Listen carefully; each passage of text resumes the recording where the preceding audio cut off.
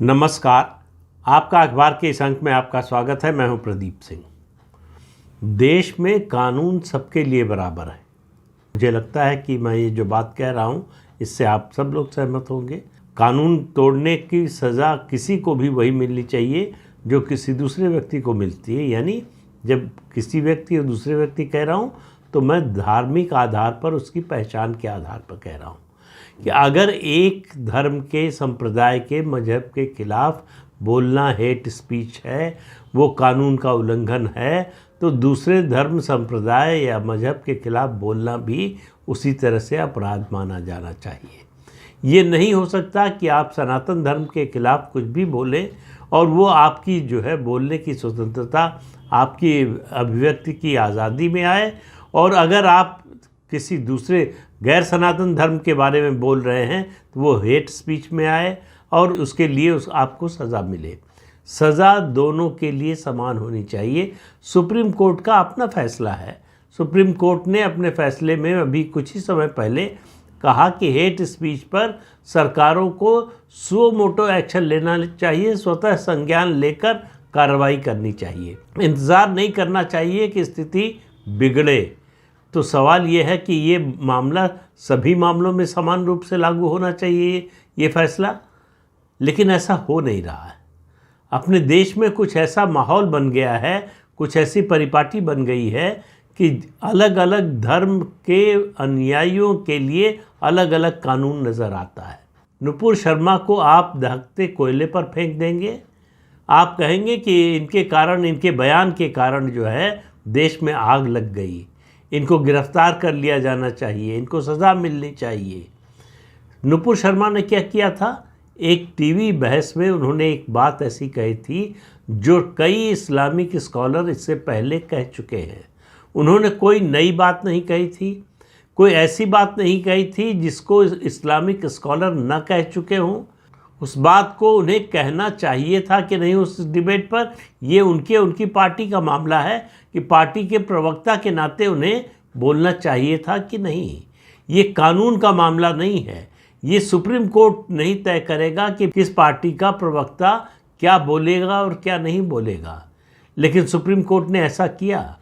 Supreme court की bench का जो फैसला आया नुपुर शर्मा के बारे में, और वो क्यों गई थी सुप्रीम कोर्ट? सिर्फ इसलिए कि उनके खिलाफ देश भर में कई जगह एफआईआर दर्ज हुई है।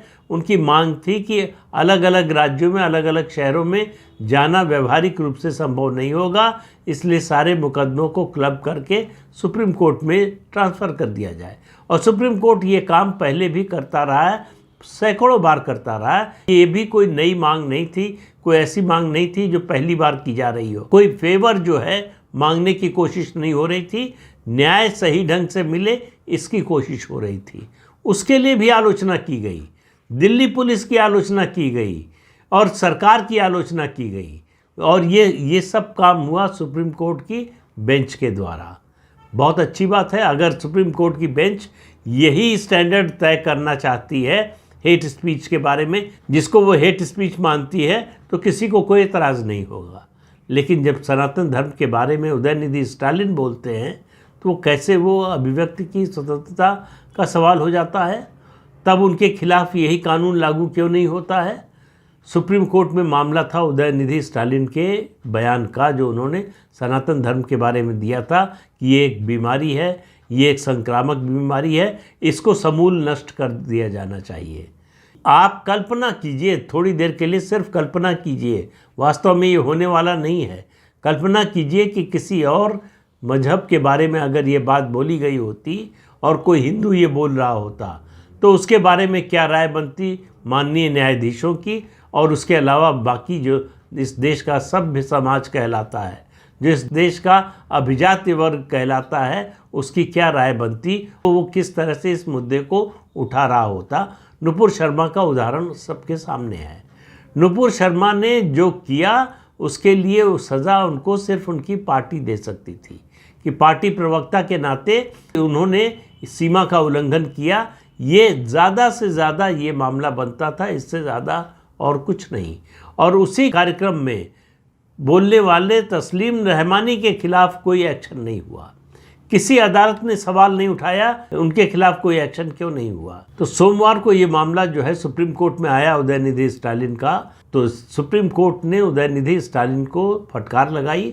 उनके साथ साथ उनके वकील अभिषेक मनु सिंघवी को भी सुनाया और कहा कि ये अभिव्यक्ति की आज़ादी में नहीं आता है। आप जिम्मेदार व्यक्ति हैं, आपसे मतलब उनके मुवक्किल उदयनिधि स्टालिन की बात हो रही है। आपको पता है कि उदयनिधि स्टालिन कौन है? वो एमके स्टालिन के बेटे हैं और तमिलनाडु सरकार में वरिष्ठ मंत्री हैं। वो एक तरह से नंबर 2 हैं एमके स्टालिन के, वो राजनीतिक वारिस हैं। एमके स्टालिन उनको अपने बाद मुख्यमंत्री बनाना चाहते हैं प्रदेश का, लेकिन वो सब अलग बातें हैं। अभी जो स्थिति है, उदयनिधि स्टालिन एक जिम्मेदार मंत्री हैं, सरकारी पद पर हैं, संवैधानिक पद पर हैं। उनको मालूम है हेट स्पीच का मतलब क्या होता है। सुप्रीम कोर्ट ने भी यही कहा कि आप एक जिम्मेदार पद पर हैं, आपको पता है कि आपने जो बोला है उसका अर्थ क्या है, तो उसका नतीजा भुगतने के लिए आपको तैयार रहना चाहिए। सुप्रीम कोर्ट ने तत्काल कोई राहत देने से मना कर दिया, इस बात से भी मना कर दिया कि सारे केस क्लब कर दिए जाएं। वही गुहार लेकर उदयनिधि स्टालिन भी गए थे जो नुपुर शर्मा लेकर गई थी।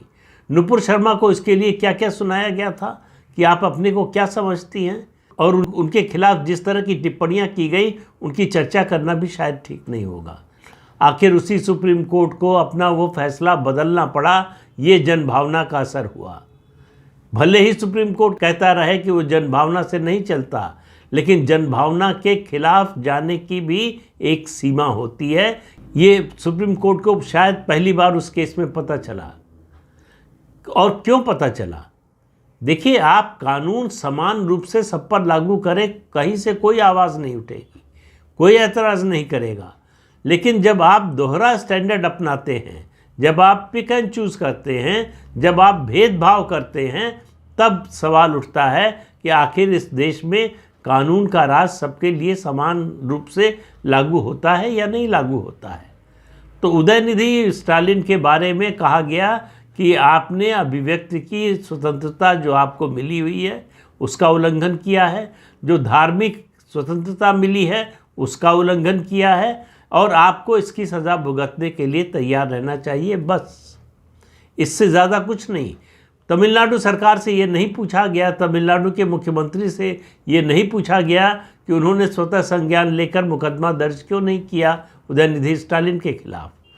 और ये जब बात कही जा रही थी उससे लगभग 24 घंटे पहले डीएमके के वरिष्ठ नेता और सांसद ए राजा ने जो बात कही वो भी हेट स्पीच के दायरे में पूरी तरह से आती है। उन्होंने कहा कि हम राम के दुश्मन हैं, जो जय श्री राम का नारा लगाते हैं वो इडियट हैं, मूर्ख हैं।